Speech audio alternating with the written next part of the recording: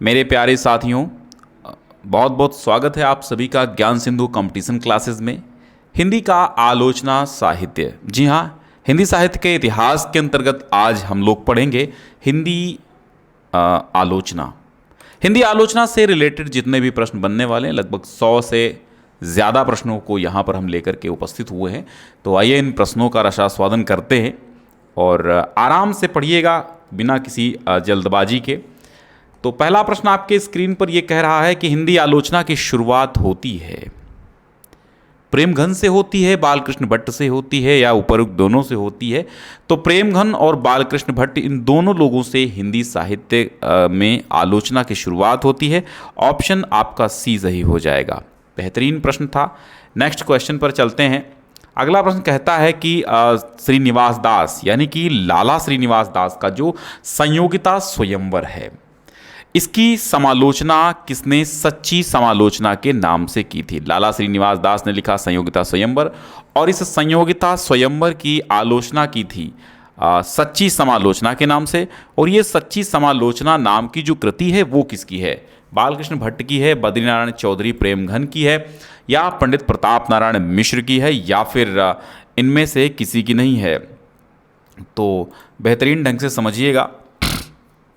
यहाँ पर पहला प्रश्न आपका हो ही चुका है, दूसरे प्रश्न की हम चर्चा कर रहे हैं। तो संयोगिता स्वयंवर की समालोचना किसने की थी सच्ची समालोचना के नाम से? तो बालकृष्ण भट्ट यहाँ पर सही जवाब आपका हो जाएगा। ऑप्शन ए आपका सही है, तो टिक कर लीजिए आपका ऑप्शन ए। ठीक है, बालकृष्ण भट्ट यहाँ पर सही जवाब आपका हो जाएगा। आगे बढ़ते हुए, संयोगिता स्वयंवर की आलोचना जो बद्रीनारायण चौधरी प्रेमघन हैं उन्होंने कब की थी? 1885 में, 86 में, या 1900 में? सही जवाब आपका हो जाएगा सन 1886 ईस्वी। यहाँ पर बी ऑप्शन आपका सही है, सन 1886 ईस्वी।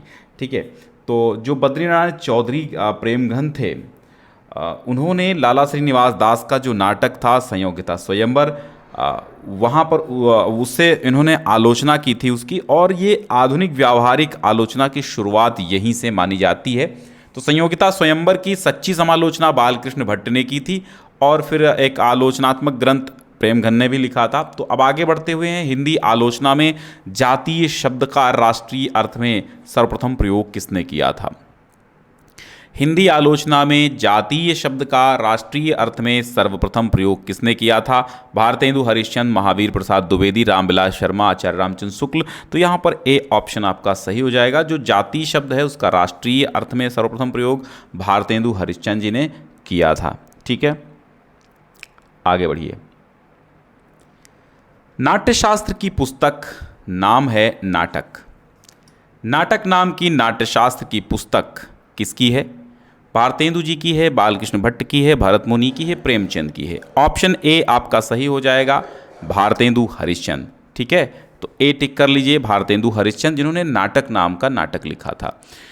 नाट्यशास्त्र की पुस्तक थी। रीतिबद्ध कविता के विरुद्ध आवाज उठाने वाले प्रथम आलोचक कौन हैं? रीतिबद्ध कविता, इसके विरुद्ध आवाज़ उठाने वाले भारतेंदु जी, बालकृष्ण भट्ट जी, प्रेमघन जी, या फिर महावीर प्रसाद द्विवेदी हैं? तो यहाँ पर आपका बी ऑप्शन सही हो जाएगा, बालकृष्ण भट्ट जी जिन्होंने रीतिबद्ध कविता के विरुद्ध आवाज़ उठाई थी, आलोचना की थी। ठीक है, तो 6 का आप बी लगाएंगे। ठीक, परिचयात्मक आलोचना की शुरुआत किस युग में होती है? परिचयात्मक आलोचना की शुरुआत अगर हम देखें तो द्विवेदी युग, छायावादी युग, भारतेंदु युग, प्रगतिवादी युग। यहाँ पर भारतेंदु युग में ही परिचयात्मक आलोचना की शुरुआत हो जाती है। ऑप्शन सी आपका सही हो जाएगा। ठीक है, आलोचना का कौन सा रूप भारतेंदु युग में नहीं मिलता है? आलोचना का कौन सा रूप भारतेंदु युग में नहीं मिलता है? मनोविश्लेषणात्मक। तो यही आपका मनोविश्लेषणात्मक आलोचना भारतेंदु युग में नहीं थी।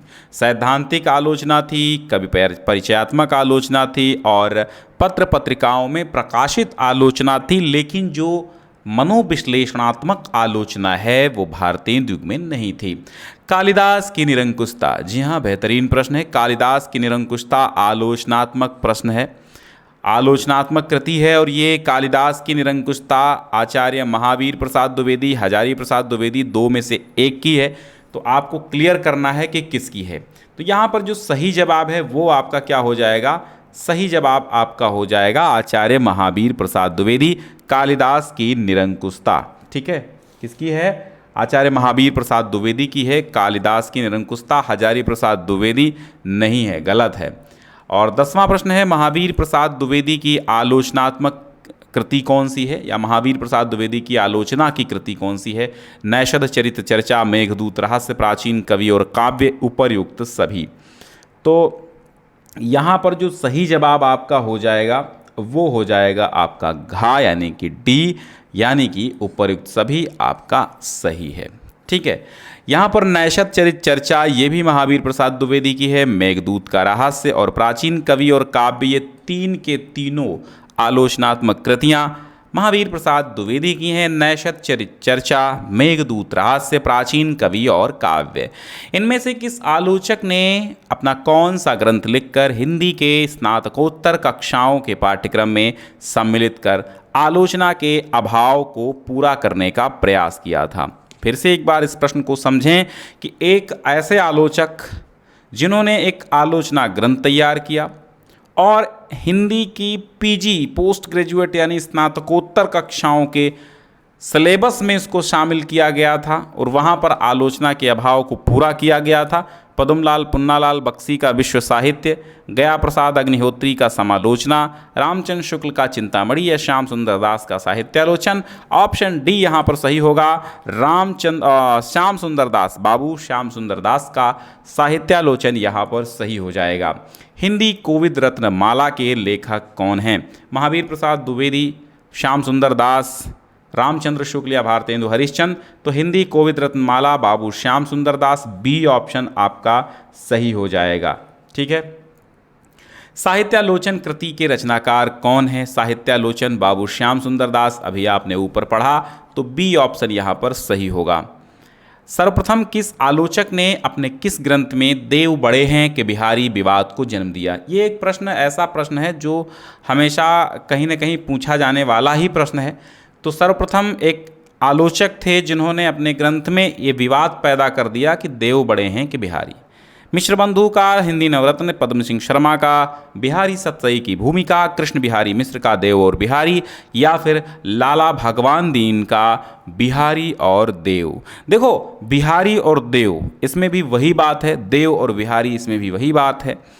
तो सही जवाब आपका क्या होना चाहिए? सर्वप्रथम की यहाँ पर बात हो रही है, तो सर्वप्रथम जो थे वो मिश्र बंधु थे। मिश्र बंधुओं ने ही विवाद हिंदी नवरत्न में उत्पन्न कर दिया था कि देव बड़े हैं कि बिहारी। ठीक है, तो देव और बिहारी नाम की जो कृति है वो कृष्ण बिहारी मिश्र की है, ये तो राइट है। लाला भगवान दीन की बिहारी और देव हैं, ये सही है। ये दोनों कृतियाँ आप समझिए। पद्म सिंह शर्मा की बिहारी सतसई की भूमिका, ये पद्म सिंह शर्मा की रचना है। कृष्ण बिहारी मिश्र की देव और बिहारी है। लाला भगवान दीन की बिहारी और देव है। ठीक है, फिर मिश्र बंधुओं द्वारा प्रथम विवेचित कवि कौन हैं? लेकिन जो देव बड़े हैं या बिहारी, ये जो विवाद था ये मिश्र बंधुओं ने स्टार्ट किया था। ठीक है, हिंदी नवरत्न में मिश्र बंधुओं के द्वारा प्रथम विवेचित कवि कौन है? मिश्र बंधुओं के द्वारा प्रथम विवेचित कवि कौन है? सूरदास हैं, कबीरदास हैं, तुलसीदास हैं या फिर जायसी हैं? तो प्रथम विवेचित कवि की अगर बात करें तो यहाँ पर सूरदास हो जाएगा, ए ऑप्शन आपका सही होगा। ठीक है, 16वां प्रश्न देखिएगा कि अनुसंधान परक आलोचना पद्धति की शुरुआत किससे होती है? देखिए, अगर आपने अभी तक टेलीग्राम नहीं ज्वाइन किया है तो ज्वाइन कर लीजिए। ठीक है, बाकी आप सब्सक्राइब कर ही लेते हैं, बेल आइकन दबा ही लेते हैं, नोटिफिकेशन मिल ही जाता होगा। और नहीं मिल पा रहा तो इसके लिए एक टेलीग्राम ज़रूर ज्वाइन करें ताकि वहाँ पर हम आपको आराम से सारी अपडेट दे सकें। और लिंक डिस्क्रिप्शन में हमने दे दिए हैं। नोट्स की भी लिंक, पहली लिंक मिल जाएगी आपको, जहाँ से नोट्स भी डाउनलोड कर सकते हैं जो भी हमारे उपलब्ध हैं।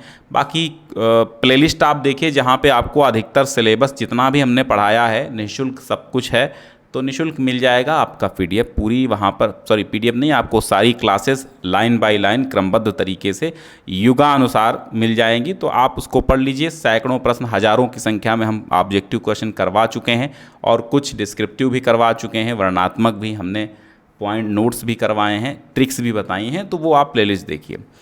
अनुसंधान परक आलोचना पद्धति की शुरुआत किससे होती है? अनुसंधान परक की अगर हम बात करें तो अनुसंधान परक आलोचना की शुरुआत होती है नागरी प्रचारणी पत्रिका से। जी हाँ, नागरी प्रचारणी पत्रिका से होती है। हिंदी साहित्य में हिंदी में साहित्य संबंधी विषय पर लिखा गया पहला शोध प्रबंध किसका है? हिंदी में साहित्य संबंधी विषय पर लिखा गया पहला शोध प्रबंध किसका था? तो ये पीताम्बर दत्त बड़थवाल का था। ए ऑप्शन आपका सही होगा, पीताम्बर दत्त बड़थवाल हिंदी में साहित्य संबंधी विषय पर लिखा गया पहला शोध ग्रंथ था। ठीक है, पीताम्बर दत्त बड़थवाल का। फिर आगे बढ़िए, देव और बिहारी। तो हमने अभी बताया आपको देव बड़े हैं कि बिहारी इस विवाद को जन्म देने वाले सर्वप्रथम मिश्र बंधु थे हिंदी नवरत्न में, जिन्होंने विवाद को जन्म दिया था। देव और बिहारी नाम की पुस्तक के लेखक, अभी हमने आपको ऊपर ही बता दिया, देव और बिहारी नाम की पुस्तक किसकी है? तो देव बिहारी कृष्ण बिहारी। एक ट्रिक याद कर लीजिए वरना आपको कन्फ्यूजन होगा। देव बिहारी, ठीक है, कृष्ण बिहारी, देव बिहारी कृष्ण बिहारी, याद रखिएगा तो ज़्यादा अच्छे तरीके से याद होगा। देव बिहारी तो कृष्ण बिहारी, यानी देव और बिहारी कृष्ण बिहारी मिश्र की पुस्तक है, जो कि मिश्र बंधुओं में आते हैं। ठीक है, सुखदेव बिहारी, श्याम बिहारी और कृष्ण बिहारी, तो उनकी है देव बिहारी। और बिहारी और देव, इधर से उधर जब पलट दिया गया क्रम, तो बिहारी और देव लाला, तो इसको याद कर लेना, बिहारी और देव लाला, यानी लाला श्री लाला भगवान दीन। ठीक है, लाला भगवान दीन। तो बिहारी और देव किसकी हो जाएगी? बिहारी और देव लाला, ऐसे याद करिएगा, या देव भगवान कर दीजिएगा तो ट्रिक बन जाएगी। तो केवल क्रम पलटा है, देव और बिहारी कह दिया जाए तो किसकी होगी? बड़ा कन्फ्यूजन वाला प्रश्न ये बनेगा, हमेशा ध्यान रखिएगा, कन्फ्यूजन यहाँ पर क्रिएट होगा। तो बिहारी और देव लाला, देव और बिहारी कृष्ण बिहारी, हमेशा ऐसे ट्रिक याद करके लिख लेना। हिंदी में तुलनात्मक आलोचना का जनक कौन माने जाते हैं? तुलनात्मक आलोचना के जनक पद्म सिंह शर्मा, प्रेमघन, मिश्र बंधु और कृष्ण बिहारी मिश्र। तुलनात्मकता की बात करें तो यहाँ पर तुलनात्मक आलोचना, हिंदी में तुलनात्मक आलोचना की शुरुआत पद्म सिंह शर्मा है, यही जनक हैं पद्म सिंह शर्मा। पद्म सिंह शर्मा ने तुलनात्मक आलोचना स्टार्ट की थी। हिंदी साहित्य विमर्श के लेखक कौन हैं? तो सी ऑप्शन यहाँ पर सही होगा, पद्मलाल पुन्नालाल बख्शी, हिंदी साहित्य विमर्श। ठीक है, हिंदी साहित्य विमर्श पद्मलाल पुन्नालाल बख्शी। और एसे ऑन क्रिटिसिज्म का समालोचना दर्श नाम से अनुवाद किसने किया? आपके मन में एक सवाल उठ रहा होगा, एसे ऑन क्रिटिसिज्म किसने लिखी है? तो एसे ऑन क्रिटिसिज्म जो है उन्होंने पॉप ने लिखी है। ठीक है, पॉप ने लिखी है, जिनको अलेक्जेंडर पॉप भी कहा जाता था।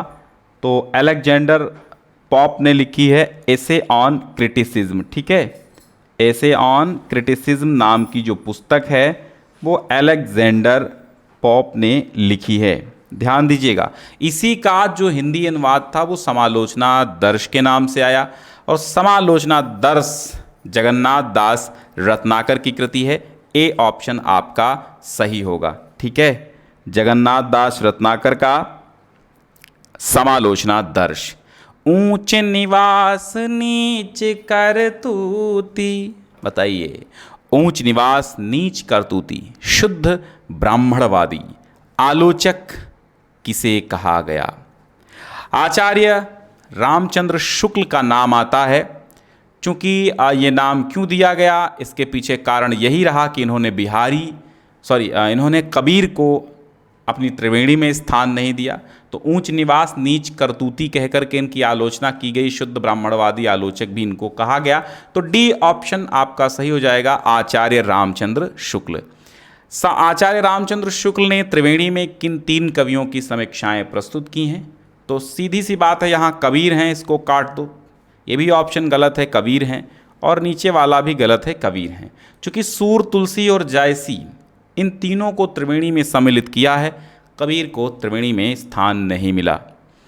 आचार्य रामचंद्र शुक्ल के अनुसार इनमें से एक कवि ऐसा है जिसका वियोग वर्णन के लिए ही है, परिस्थिति के अनुरोध से नहीं। थोड़ा सा समझने की कोशिश कीजिए कि जिसका वियोग वर्णन, ठीक है, जिसका वियोग वर्णन के लिए ही है, परिस्थिति के अनुरोध से नहीं। एक कवि ऐसा है, एक कवि ऐसा है जिसका वियोग वर्णन के लिए ही है, परिस्थिति के अनुरोध से नहीं है। वो कवि कौन है? वो कवि हैं सूरदास। कौन है? सूरदास। कौन कवि हैं? सूरदास। जी हाँ, सूरदास का वियोग वर्णन के लिए है, परिस्थिति के अनुरोध से नहीं है। समझ गए आप? चलिए, तो यहाँ पर आपका ऑप्शन बी सही हुआ, सूरदास जी। आगे बढ़ते हैं, 26वें प्रश्न की ओर चलते हैं। 26वां प्रश्न कौन सा है? मनुष्य के आचरण के प्रवर्तक भाव या मनोविकार होते हैं, बुद्धि नहीं। देखिए, कथन बहुत आते हैं, तो कथनों पर ज़रा विशेष ध्यान दीजिएगा। मनुष्य के आचरण के प्रवर्तक भाव या मनोविकार होते हैं, बुद्धि नहीं।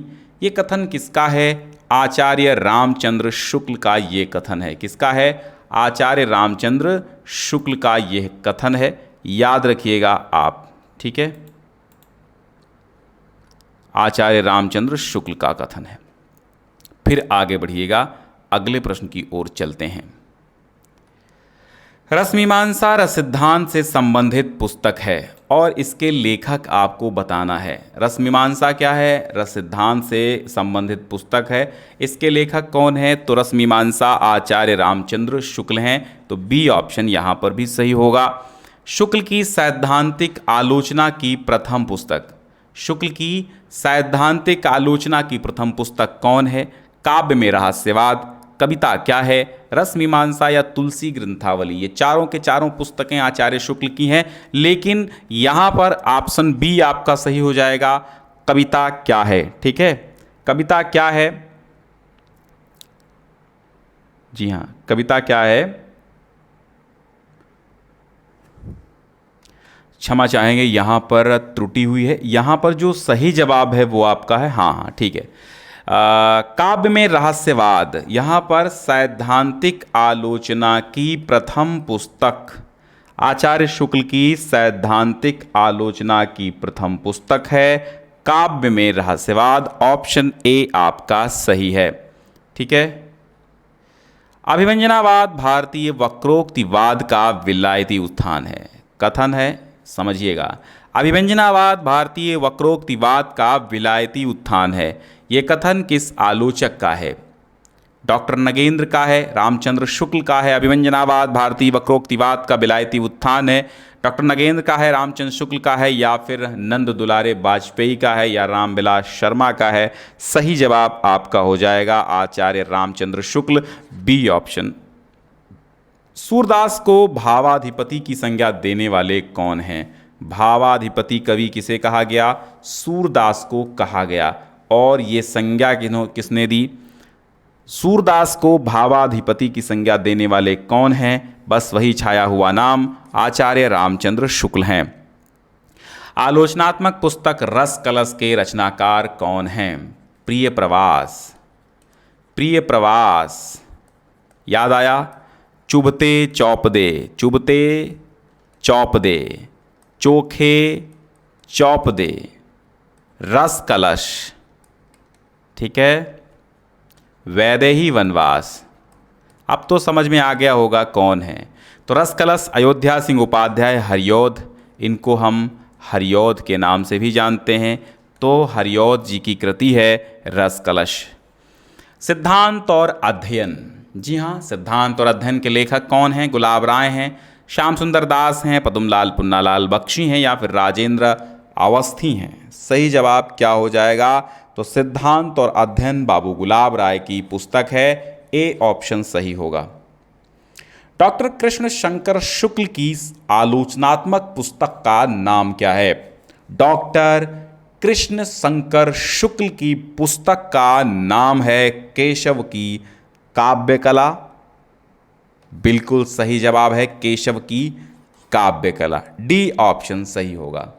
काव्य में अभिव्यंजनावाद, इसके लेखक कौन हैं?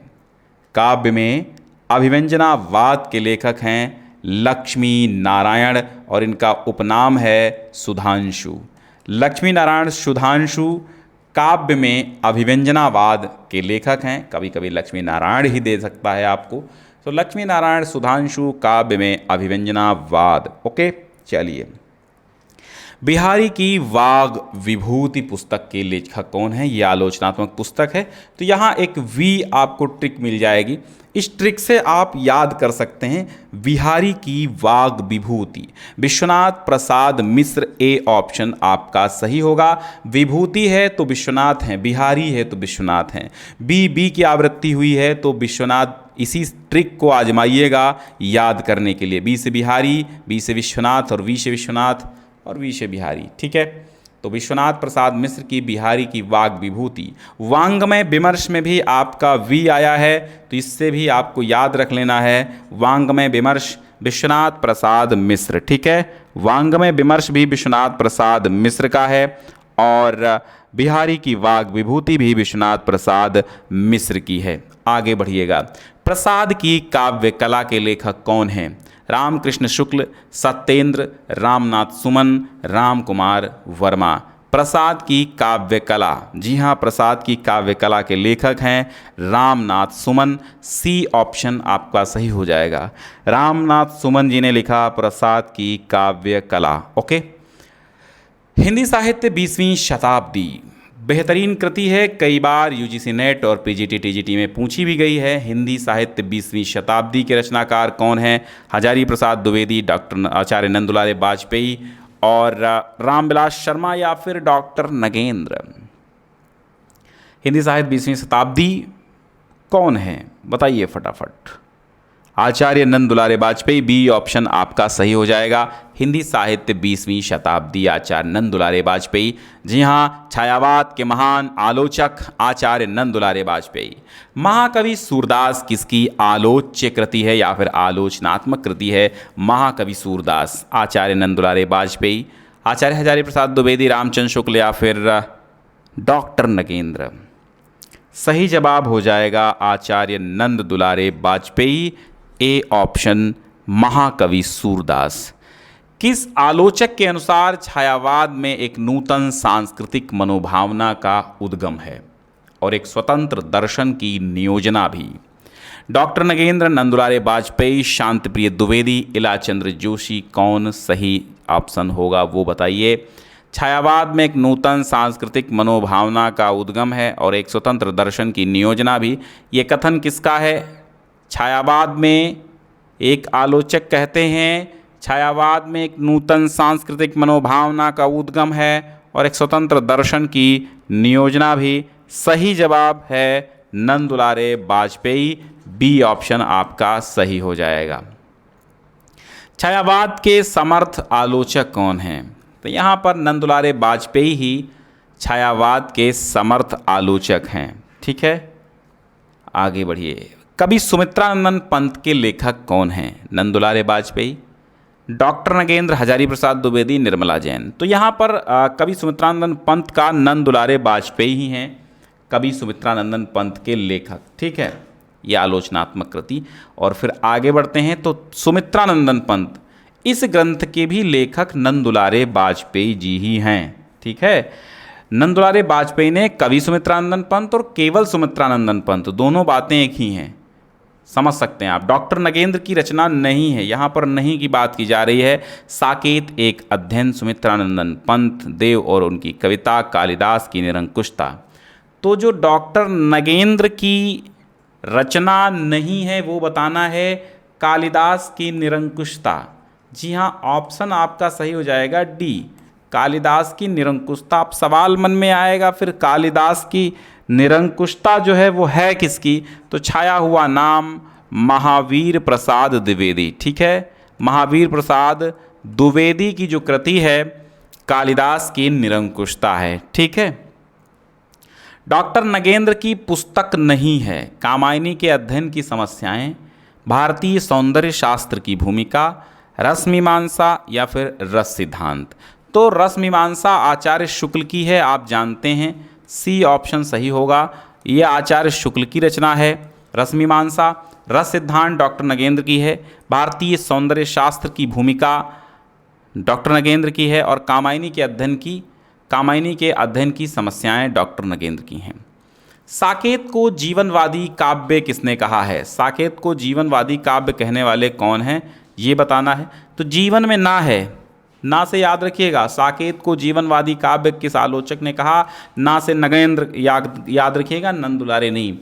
तो साकेत को जीवनवादी काव्य कहने वाले आलोचक हैं डॉक्टर नगेंद्र। ठीक है। किस प्रगतिवादी आलोचक का अन्य प्रगतिवादी आलोचकों द्वारा विरोध किया गया?